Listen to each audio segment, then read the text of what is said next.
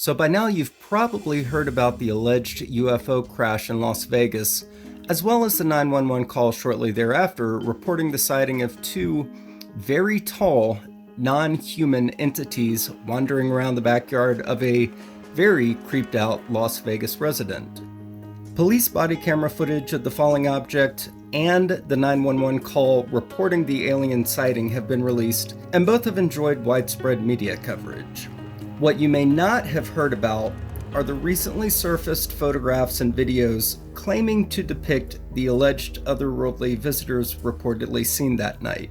But before we go any further, I'd like to show a few news clips to set the stage. Southern Nevada is abuzz tonight with stories about the crash of an unknown object and the alleged sighting of strange creatures in the backyard of a Northwest Valley home. So it was last night that 8 News Now investigator David Charnes reported about how Metro Police responded back on May 1st after receiving a strange call from a very frightened family. Well, our report generated a global response, and now piecing together the sequence of events has been kind of tricky, in part because the primary witnesses have been almost as elusive as the beings they say they encountered.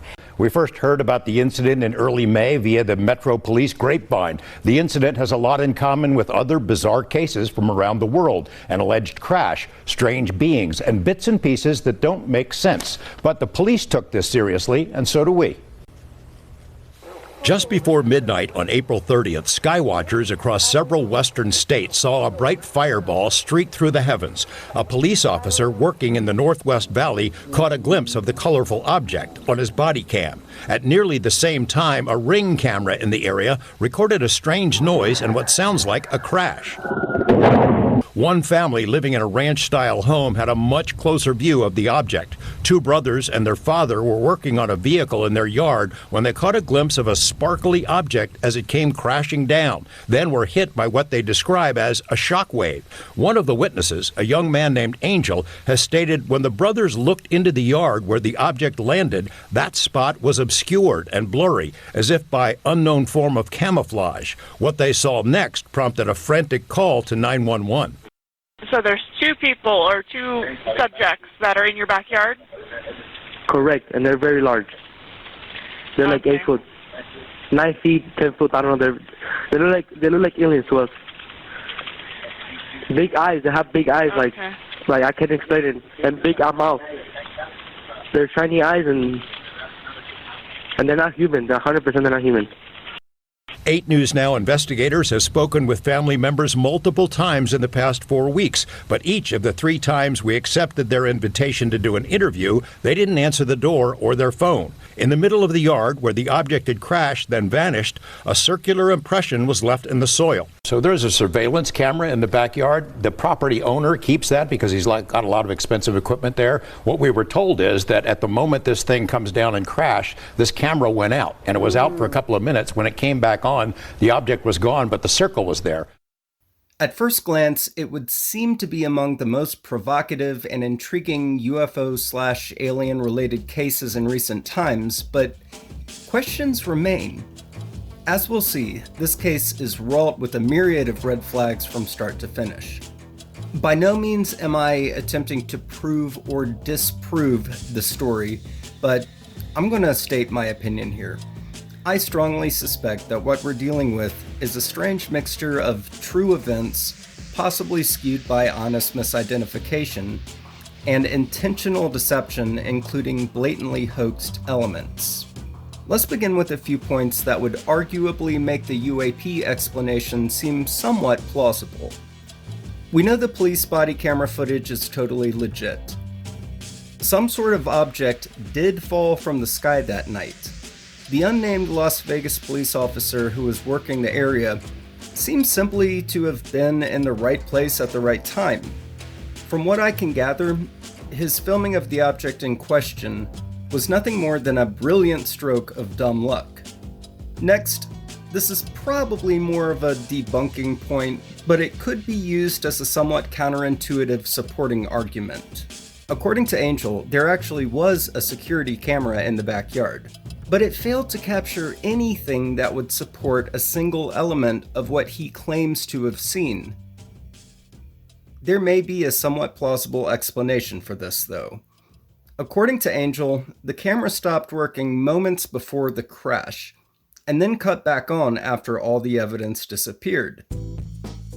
Though it might seem a little too convenient of a way to explain why the crash wasn't recorded, UFOs have often been reported to interfere with electronic devices, including video cameras.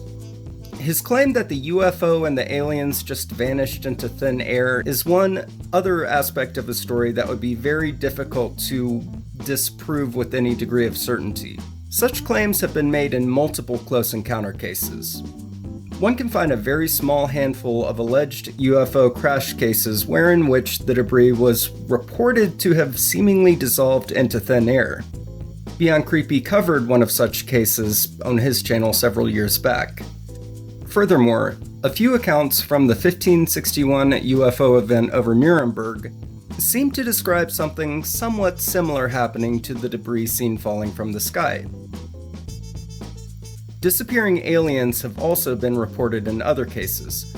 Accounts from Stardust Ranch, for one, often include strange entities seemingly able to vanish on cue. While these are all interesting points to consider, they're nothing more than mere speculation.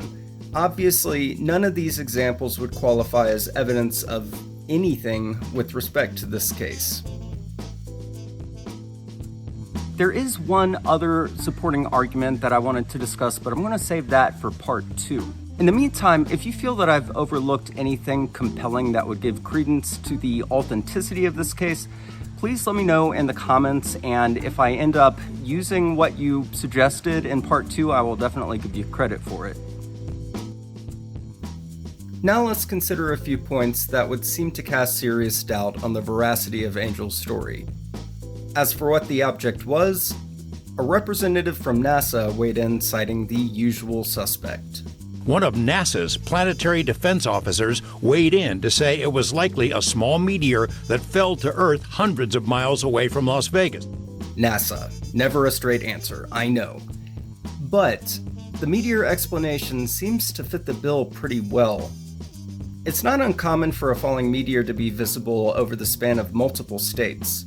In this case, reports of sightings came in from California, Utah, Nevada, and according to some sources, Arizona. It's also worth mentioning that a meteor's composition dictates the brilliant colors you'll see as it burns through the atmosphere. Greens and blues are all fair game for meteors. Furthermore, even Nick Pope and George Knapp are now referring to the object as a meteor.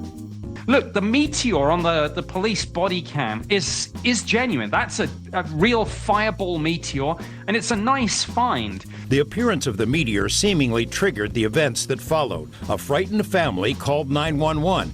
The meteor seen that night was hundreds of miles away from the property when it was seen. According to Jason Steffen, an astrophysicist at the University of Nevada, Las Vegas, the meteor probably landed in the ocean off the California coast. So what about the 911 call? Well, we know the call actually happened and what was said. That's all we know with certainty. We don't know if the caller was being truthful about something he honestly thought he saw, namely the very tall entity with large black eyes, or if the call was intended to give credence to a blatant hoax. Science writer Mick West postulates the entity recorded in the 911 call may have been a raccoon on top of the fence. The misidentification of a raccoon on a fairly high fence could potentially account for the description of the entity being between 8 and 10 feet tall, as well as the reported detail of the entity having large black eyes. Perhaps in very dark conditions, such a misidentification can't be completely ruled out. The claim that something crashed in his backyard, leaving a circular mark, has been completely debunked. A quick look at Google Earth proves the circular feature had been there long before the night in question. In conversations with us and in a podcast interview, Angel, the main witness, suggested the circle might have been created when an unknown object landed in the yard. Social media sleuths have since pointed out that the circular image has been viewable via Google Earth for more than a year. Angel's claim that a neighbor's Ring doorbell camera captured audio of the UFO crashing in his yard has also been debunked. What about the Ring camera video with the weird noise? The main witness, Angel, intimated to us the video was recorded by one of his neighbors, and the audio was from the April 30th UFO crash. It wasn't. The security camera video was recorded in mid-April, according to the man who first posted the clip. He doesn't want his name used, but says the recording was from a fireball that passed over his home in the southwestern part of the valley 2 weeks prior to the alleged alien encounter. In a remarkable coincidence, it turns out the loud noise recorded in that video was the result of another meteor event in the same vicinity just weeks before. And then there's the fact that neither of his parents corroborated seeing the UFO or the aliens. Keep in mind, Angel's father was reportedly outside during the event, so why did he not see anything? And what about others living in the neighborhood?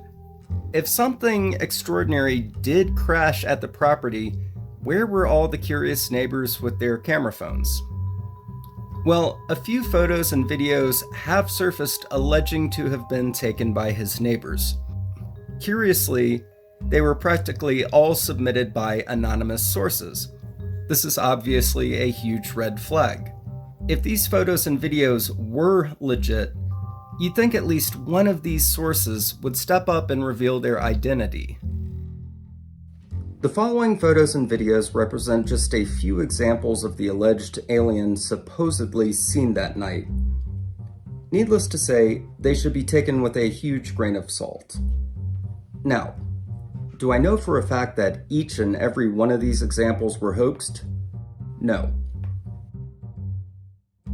This particular video, however, has been completely debunked, absolutely proven to be CGI. The graphic artist who made it even tagged it as CGI. Nevertheless, it's still making its rounds on the web, being portrayed as real. In this video, our friendly alien is trying to find his contacts. Either that or he had a few too many brewskis at the kegger down the road, I'm not quite sure. He can go backwards too. Oh, this one's my favorite. And yes, it's obviously intended to be a joke.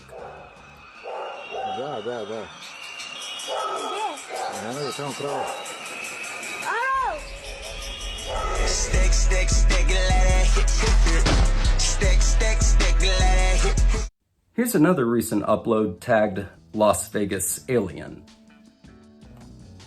It's remarkably similar to the Pascagoula alien, except KNAPP those pesky little details. Considering as how this case has more holes than a block of Swiss cheese, more red flags than the entire nation of China, and more inconsistencies than... Anyway. You may be wondering why I even feel compelled to make a part 2. Well, there's one particular video that I watched and prematurely dismissed. Then my buddy Byron Ballard sent me the link to another content creator's analysis of the video, and then I saw something that I had completely missed the first time I watched it. I've rewatched it many times since then, and there is something kinda strange. Here's a segment from that analysis.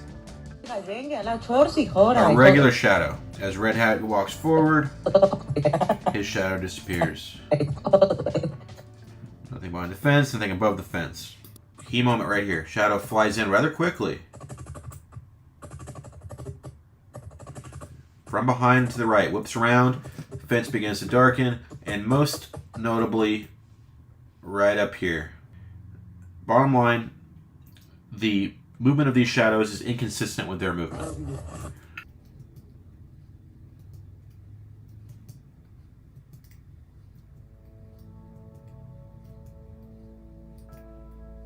Let's take a closer look.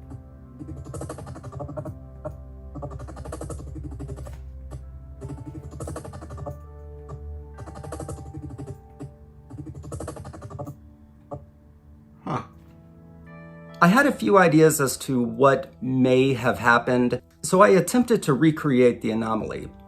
I'll be showing that in part 2, but there's something else. Remember that other supporting argument I mentioned earlier in the video? It has to do with something L.A. Marzulli said in one of his recent uploads. I'll leave the link to that video down in the description, so definitely check that out. But his argument justifies further examination with respect to this peculiar piece of footage. Could this be yet another example of digital manipulation? Perhaps. But if it is, then it's a pretty sloppy attempted hoax. Personally, I'm leaning against that idea in this case. I plan to reach out to several experts to get their thoughts, and their responses will be included in part 2. In the meantime, let me know what you think down in the comments.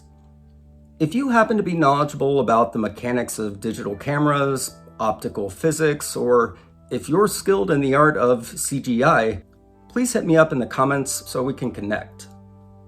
With your permission, I might be showing your video response in part 2.